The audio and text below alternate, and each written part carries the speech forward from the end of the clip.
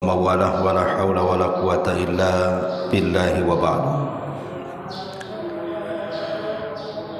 Kita lanjutkan membahas surah-surah pendek dalam juz Amma. Minggu yang lalu kita membahas suratul Asr, dan pagi ini kita akan membahas surah Al-Humazah.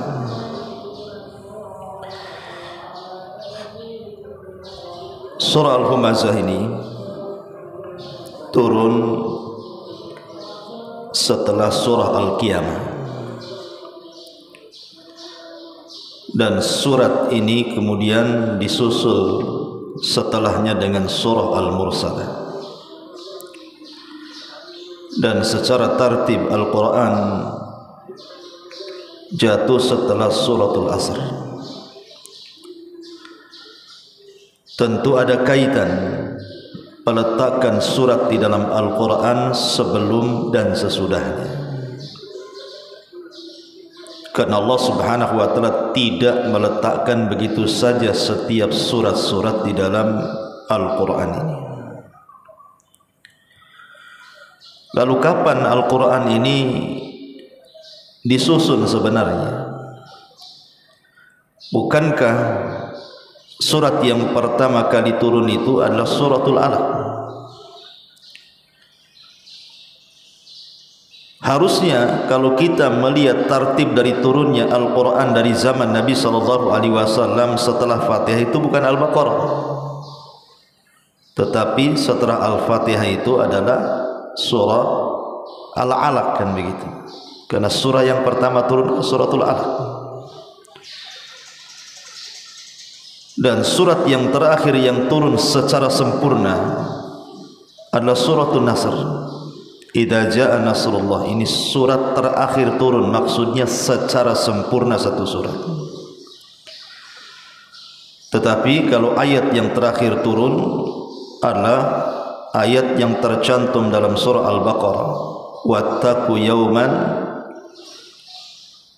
turja'una fihi ilallah. Lalu kenapa kemudian susunannya menjadi Al-Fatihah, Al-Baqarah, Al-Imran, sampai kemudian Al-Humazah, Al-Asr, dan begitu seterusnya? Kapan itu terjadi penyusunan itu? Sebagian para ulama mengatakan boleh jadi terjadinya penyusunan Al-Quran itu di bulan Ramadan, saat Jibril turun kepada Nabi SAW untuk tadarus Al-Quran. Karena Rasul itu setiap Ramadan didatangi Jibril. Lah boleh jadi ketika itulah tersusun surat demi surat. Diletakkan Al-Fatihah dulu, kemudian Al-Baqarah, kemudian Al-Imran, dan begitu seterusnya sampai diakhiri dengan suratul Nas. Lah di sini kita baca dulu suratnya baru kita jelaskan. Allah Subhanahu wa taala mengatakan wailun likulli humazatil lumazah. Celaka setiap humazah pengumpat, lumazah dan pencela. Alladzi jama'a malan wa 'addada, yang mengumpul-ngumpulkan harta kemudian menghitung-hitungnya. Yahsabu anna malahu akhlada, manusia mengira bahwa hartanya dapat mengekalkan dirinya. Kalla, sekali-kali tidak. La yumbadanna fil khutamah, pasti dia akan dilemparkan ke dalam neraka khutamah. Wa ma adraka mal khutamah, tahukah kamu apa neraka khutamah itu? Narullahil muqadah, yaitu api Allah yang dinyalakan. Allati tattali'u 'alal afidah, yang membakar sampai ke hati. Innaha 'alaihim mu'sadah, sungguh api itu 'alaihim, atas mereka, mu'sadah, tertutup dengan sangat rapat. Fi 'amadin mumaddadah, dan mereka diikat pada tiang-tiang yang sangat panjang yang ada dalam neraka. Wailu likulli humazatil lumazah. Sebenarnya humazah dan lumazah itu bagian daripada ghibah. Dia bagian daripada ghibah. Dan ghibah itu dosa besar. Makanya di sini Allah Subhanahu wa taala memulakan kalimatnya dengan wailun. Dalam juz amal, surat yang dimulai dengan wailun itu dua. Pertama surah Al-Mutaffifin, wailun lil mutaffifin. Kemudian di sini yang keduanya wailun likulli humazatil lumazah. Dua surat baik Mutaffifin ataupun Humazah, dua-duanya surat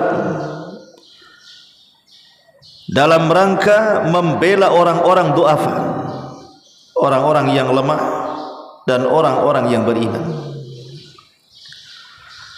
Sebenarnya Humazah dan Lumazah itu di zaman Nabi SAW tahu siapa orangnya, karena setiap ayat di dalam Al-Quran itu terkadang ada asbab nuzulnya.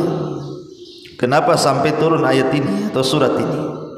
Artinya sudah tahu sebenarnya orangnya ketika surat Al-Humazah ini turun, siapa yang dimaksud.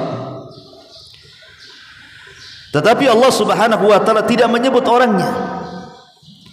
Allah hanya menyebutkan sifat-sifatnya saja. Untuk apa? Sebagai bukti bahwa Al-Quran itu bukan dibatasi waktu. Sebab kalau disebutkan orangnya berarti dibatasi waktu hanya di zaman Nabi saja. Lah ketika Al-Quran tidak menyebutkan siapa orang yang dimaksud Humazah dan Lumazah itu di zaman turunnya ayat ini, hanya disebutkan sifatnya Humazah dan Lumazah itu, menunjukkan Al-Quran ini sifatnya universal, umum, berlaku di zaman Rasul dan berlaku di zaman sekarang. Karena menyebut sifat, maka siapapun yang memiliki sifat Humazah dan Lumazah, tidak mesti kepada orang yang turunnya ayat ini di zaman Rasul maka dia masuk pada surah Humazah ini. Siapapun dia, tidak mesti di zaman Nabi, gitu maksudnya. Di zaman kita pun kalau kita memiliki sifat Humazah dan Lumazah berarti masuk pada ancaman wailu. Dan dalam kaidah Al-Quran, setiap dosa yang dimulakan dengan kalimat wailun maka dipastikan dosa itu dosa besar. Setiap dosa yang dimulai dengan kalimat wailun dipastikan itu dosa besar. Wailun lil musallin alladzina hum an salatihim sahun. Orang-orang yang sahun dalam solatnya, mengakhir-akhirkan waktu solat sampai keluar waktunya, dosa besar. Makanya Allah mengatakan wailun, celaka mereka. Wailun lil mutaffifin. Mutaffif adalah orang yang mengurang-urang takaran dan timbangan. Terkadang kalau kita mengurang-urang takaran dan timbangan dalam jual beli itu, kita tidak tahu siapa yang membeli. Boleh jadi dia fakir miskin, boleh dia jadi anak yatim, boleh jadi orang susah. Tiba-tiba kita kurangi hak mereka, dosa besar. Makanya Allah mengatakan wailun, celaka mereka. Termasuk di sini wailun, celaka likulli humazatil lumazah. Siapa Humazah dan siapa itu Lumazah dan apa itu Humazah? Sebelum saya menjelaskan apa itu Humazah dan Lumazah, kita akan mengenal apa makna wailun itu. Ahli tafsir mengatakan bahwa wailun itu artinya wadin fi jahannam, sebuah lembah yang terletak di dasar jahannam.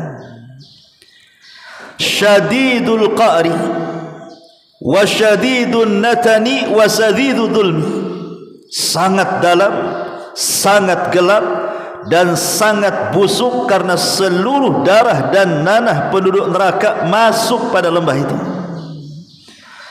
Saking mengerikannya lembah ini, sampai-sampai Jahannam setiap hari berlindung kepada Allah Subhanahu wa taala, ketakutan dengan lembahnya. Itulah disebut wailun namanya, sebuah lembah di dalam Jahannam. Wailun, untuk siapa wail ini? Lembah di neraka Jahannam ini untuk siapa? Likulli humazatin lumazah, untuk setiap yang humazah dan lumazah. Apa humazah, apa lumazah? Humazah itu adalah mengejek manusia dengan perbuatan. Umpamanya ada orang yang pincang, antum tiru-tiru pula pincang-pincangan. Kan ada orang kayak gitu tuh, nengok tuh ada orang pincang, kita nirukan dia pula. Itu namanya humazah, meniru-niru orang, tetapi dalam rangka celaan, menghina dan mengejek, gitu maksudnya. Ataupun dengan cara mencela, seperti yang sudah saya contohkan.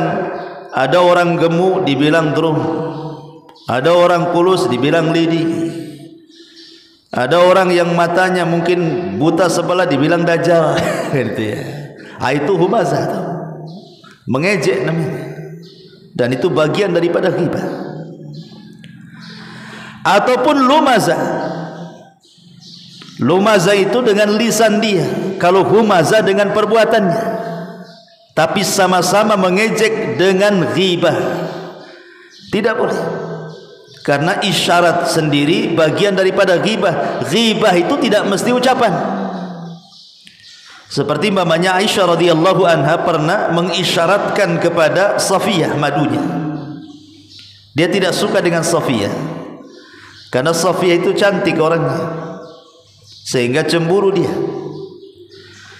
Kemudian dia mengatakan di hadapan Nabi sallallahu alaihi wasallam, "Ya Rasulullah, hasbuka an Safiyata kadza wa kadza."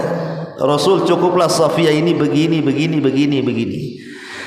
Aisyah tidak ngomong, cuman Aisyah mengisyaratkan dengan tangannya, Safiyah itu begini. Maksudnya apa? Safiyah itu pendek, aku tinggi, gitu maksudnya. Tetapi mengejek kalimat itu.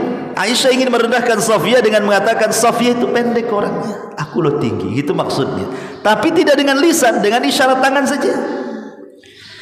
Tapi Nabi SAW murka dan mengatakan, "Ya Aish, laqad qulti kalimatan law muzizat bihal bahru lamazazathu." Aisyah, engkau sudah melemparkan satu kalimat ke dalam air lautan, yang kalau seandainya kalimat itu masuk ke dalam lautan, sungguh satu lautan dunia tercemari dengan kalimat itu. Satu kalimat ghibah bisa mencemari seluruh air lautan satu dunia. Padahal sampah satu kota Batam, kalau antum lempar ke lautan, belum tentu satu lautan tercemari. Tapi satu kalimat ghibah cukup mencemari seluruh air lautan. Dahsyatnya ghibah. Ya. Ma'asyiral muslimin yang dimuliakan Allah Azza wa Jalla, wailun likulli humazatin lumazah. Intinya humazah dan lumazah itu bagian daripada ghibah. Dan seburuk-buruk ghibah itu adalah ucapan menjelek-jelekan manusia. Dari sini kita tahu bahwa ketika anggota badan kita dari atas kepala sampai kaki yang paling memungkinkan menyakiti perasaan orang adalah lisan, makanya Allah jadikan lisan ini penyebab terbanyak orang masuk ke dalam neraka. Saya ulangi, dari anggota badan kita dari kepala sampai kaki yang paling mudah dan paling banyak menyakiti manusia itu lisan kita. Ketika lisan inilah yang paling banyak menyakiti hati manusia, maka itu pula yang menjadikan manusia terbanyak masuk neraka gara-gara lisannya. Muadz bin Jabal radhiyallahu anhu pernah mengatakan di hadapan Rasul, Apakah manusia kebanyakan masuk neraka gara-gara perbuatan lisan mereka? Maka Rasul mengatakan, "Thaqilatka ummuka ya Mu'adz, wa hal yakubbun nas fi nari jahannam illa hasaidu alsinatihim." Celaka engkau hai Mu'adz. Orang yang paling banyak masuk neraka itu akibat ulah lisan-lisan mereka. Karena lisan ini adalah yang paling banyak menyakiti hati manusia. Sampai ada istilah luka badan masih bisa diobati, tapi luka hati entah kapan disembuhkannya. Makanya ada istilah lebih baik sakit gigi daripada sakit hati gitu. Ada ya istilah kayak gitu, subhanallah ya. Ma'asyiral muslimin yang dimuliakan Allah Subhanahu wa taala, wailun likulli humazatil lumazah. Humazatil lumazah. Humazah saya katakan mencela manusia dengan perbuatan. Kalau lumazah mencela manusia dengan lisan. Di sana ada lamzun. Lamzun itu dengan kedipan. Lah ketika kemudian kita membahas suratul Asr. Dalam suratul Asr itu kan manusia itu dalam kondisi rugi. Semua manusia itu lafi khusrin. Semua manusia itu di atas kerugian. Dan hanya orang-orang yang keluar dari kerugian ini, merekalah orang-orang yang beriman, kemudian beramal saleh, kemudian lisannya mengajak manusia ke dalam kebenaran, dan lisannya mengajak manusia ke dalam kesabaran. Kalau seandainya orang tidak melakukan 4 perkara ini, maka dia pasti di atas kerugian. Lah di antara manusia yang paling rugi adalah likulli humazatin lumazah. Karena orang yang paling beruntung itu yang badannya digunakan untuk apa? Beramal soleh, dan lisannya untuk mengajak manusia ke dalam kebaikan. Tetapi humazah dan lumazah ini justru badannya digunakan untuk menjelek-jelekan manusia, lisannya pula juga digunakan untuk menjelek-jelekan manusia. Makanya surah humazah jatuh setelah suratul Asr untuk menunjukkan bahwa inilah orang yang rugi ini, humazah dan lumazah ini. Dan di zaman Nabi SAW, humazah dan lumazah itu adalah mereka orang-orang yang memiliki harta banyak, orang-orang kaya sekelas Abu Jahal, Abi Sufyan, Umayyah, Al-Walid, orang-orang kaya di zaman itu. Mereka lah yang merendah-rendahkan kaum muslimin di zaman Nabi SAW periode Mekah, karena rata-rata di zaman periode Mekah itu kan yang masuk Islam kan orang-orang lemah. Bilal, Zunairah, Khabbab bin Arad, budak-budak yang miskin. Sehingga mereka kemudian mencelanya karena posisi Abu Jahal CS ini merasa mereka orang kaya, terhormat, sementara kaum muslimin yang lemah-lemah itu mereka orang-orang susah. Makanya mereka mengejek orang-orang yang beriman di zaman itu dengan kekayaan mereka, merasa paling terhormat sehingga merendahkan orang lain. Dari sini Allah mengatakan alladzi jama'a malan wa 'addada. Berarti sifat humazah dan lumazah itu lekat dengan orang yang mengumpul-ngumpulkan harta dan menghitung-hitungnya. Dan dari sini ada kaidah bahwa harta itu kalau tidak dikelola dengan baik, maka akan menjadi rahasia bejatnya manusia. Harta kalau dipegang orang jahat, maka harta itu akan jadi jahat. Tapi harta itu kalau dipegang orang baik, maka akan jadi baik. Makanya Rasul mengatakan malun saleh li rajulin saleh. Harta yang baik itu kalau dipegang orang baik. Maknanya harta itu akan jadi jahat kalau yang memegang orang jahat. Dari sini kita tahu bahwa mal sirru tughyan. Harta itu rahasia bejatnya orang. Alladzi jama'a malan wa 'addada. Apa maknanya jama'a malan wa 'addada, dan apa itu mal? Kenapa bahasa Arabnya harta itu mal? Mal itu diambil dari mala yamilu mailan, artinya kecondongan hati. Makanya Imam Syafi'i rahimahullahu taala mengatakan apa? Ra'aitun nasa qad man ala man indahu malun wa ma la indahu malun fannasu anhu qad mal. Ra'aitun nasa qad dhahabu ala man indahu dhahabun wa man la indahu dhahabun fannasu anhu dhahabu. Ra'aitun nasal munfadhah ala man indahu fiddah wa man la indahu fiddah fannasu anhul munfadhu. Itulah syairnya Imam Syafi'i ketika menggambarkan posisi harta. Apa kata Imam Syafi'i? Ra'aitun nas, aku melihat manusia qad malu, sungguh mereka condong kepada siapa? Ala man indahu malun, kepada orang yang punya harta. Wa mala indahu malun, tapi kalau orang tidak punya harta, fannasu anhu qad malu, pasti manusia akan pergi dari dia. Ra'aitun nasa qad dhahabu, manusia pada pergi kepada siapa? Ala man indahu dhahabun, kepada orang yang memiliki banyak emasnya. Wa man la indahu dhahabun fannasu anhu dhahabu, dan orang yang tidak punya emas banyak, manusia pergi dari dia, dan begitu seterusnya. Artinya bahwa disebut harta itu mal dan disebut mal itu mal karena hati ini condong ingin memilikinya.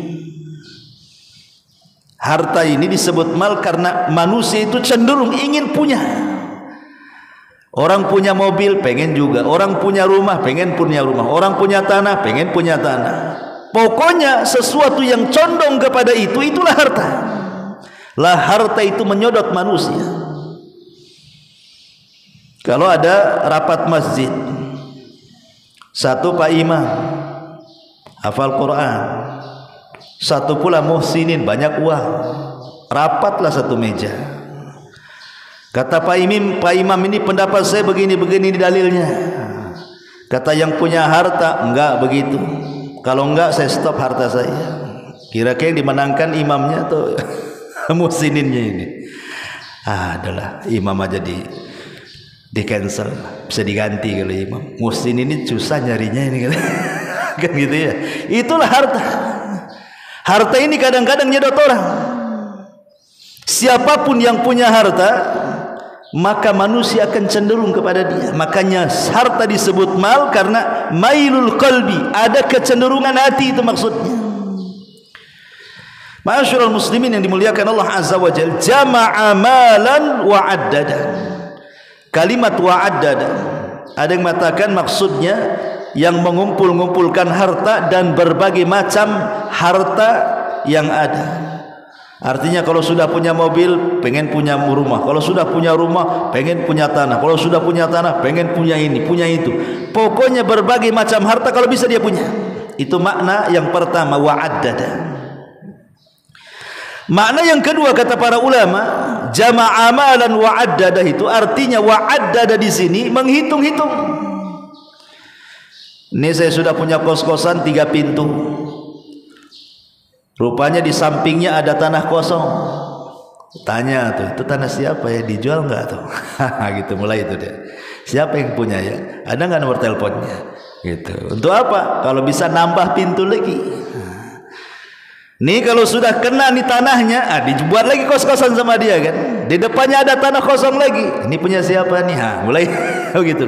Itu namanya wa'addadah namanya. Pengen bertambah dan bertambah. Tengok saldo rekening kok tambah-tambah ini. Kalau bisa tambah gitu ya. Jadi itu maknanya wa'addada. Jama'a malan wa'addada. Kecenderungan manusia kalau sudah mengumpulkan harta pasti ingin bertambah. Itu manusiawi sebenarnya. Mengumpul-ngumpulkan harta itu tidak tercela. Tidak tercela sama sekali. Al-asyaratul mubasyiruna bil jannah, 10 sahabat yang dijanjikan masuk surga itu semua orang kaya. Abu Bakar orang kaya, Uthman orang kaya, Abdurrahman bin Auf orang kaya, semua orang kaya. Tidak ada orang miskin, hanya Ali saja yang kurang gitu. Tapi rata-rata al-asyaratul mubasyiruna bil jannah itu agniya, semua orang kaya. Lalu kapan jama'a mala wa addada ini menjadi tercela? Ketika menimbulkan humazatun lumazah. Kalau dengan harta itu menjadi humazah, dengan harta menjadi lumazah, mulai dia sombong dengan hartanya, kemudian merendahkan yang lainnya, itu yang enggak boleh. Atau kemudian menjadi bakhil dan tidak menginfakkan hartanya, itu menjadi tercela tuh. Tapi kalau dia kaya sekaya Abu Bakar, kemudian diinfakkan sekaya Utsman, diinfakkan sekaya Abdurrahman bin Auf, diinfakkan, itu yang luar biasa. Karena Rasul mengatakan, maluka ma akalta fa afnaita wa ma labista fa ablaita wa ma tasaddaqta fa abqaita. Hartamu yang kau makan habis, yang kau pakai usang, yang kau sedekahkan, itulah yang akan menjadi tetap bagi dia di kuburannya. Jama'a malan wa addada. Yahsabu anna malahu aghlada. Manusia mengira bahwa harta itu bisa mengekalkannya. Kenapa manusia mengira bahwa harta itu yang mengekalkannya? Bagi orang-orang susah, ketika memandang orang kaya, seolah-olah kekayaan itu bisa mengekalkan orang itu. Contoh sederhana, antum yang usianya mungkin sudah 50 tahun, tapi kaya. Dengan kekayaannya antum bisa sauna, bisa merawat gitu ya, minum vitamin, awet muda. Kayaknya enggak tua-tua antum itu. Walaupun usianya sudah 50 tahun kan, ada perawatan karena ada uang. Coba orang yang enggak punya uang, hidup di ruli, kerja bangunan, panas-panas, hitam gitu. Itu usia 50 tahun itu udah kaya 80 tahun. Udah tua itu, awet tua tuh. Ya kan, kita lihatlah perempuan itu usia 40 tahun, karena dia punya uang, dia bisa merawat badannya. Ya kayak perawan tinting lah. Tapi perawan usia 20 tahun, anak orang miskin, hidupnya susah, mukanya itu kayak 40 tahun tuh. Sehingga orang-orang memandang bahwa kok awet muda dia ya. Seolah-olah apa? Hartanya mengekalkan dia. Sebenarnya enggak ada awet muda itu, yang ada awet tua. Enggak ada cerita, itu casing saja muda itu. Yang namanya usia itu tidak bisa dibohongi. Maknanya sudah dekat ajalnya. Ini makna akhlada. Ini satu penafsiran. Penafsiran yang kedua, maksudnya yahsabu anna malahu akhlada, itu maksudnya orang-orang kaya itu mereka khawatir kalau seandainya kekayaannya hilang, tidak kekal lagi penghormatan manusia kepada dia. Kalau kekayaannya hilang, manusia sudah mulai meremehkan dan merendahkan dirinya, takut dia. Dari situlah terlahir kebakhilan. Bakhil jadinya. Nanti kalau saya infakkan habis harta, nanti saya miskin kayak dia, nanti enggak dihormati orang, alah bahaya saya. Sehingga seolah-olah harta itu bisa mengekalkan kehormatannya. Kalau dia kaya dipuji orang terus, kalau dia kaya dihormati orang terus, dimuliakan orang terus. Tidak, kemuliaan itu bukan di mata manusia. Kemuliaan itu walillahi izzatu jami'a. Kemuliaan itu milik Allah. Siapapun yang diangkat Allah tidak mungkin direndahkan, tapi siapapun yang direndahkan Allah tidak ada yang bisa mengangkat dia.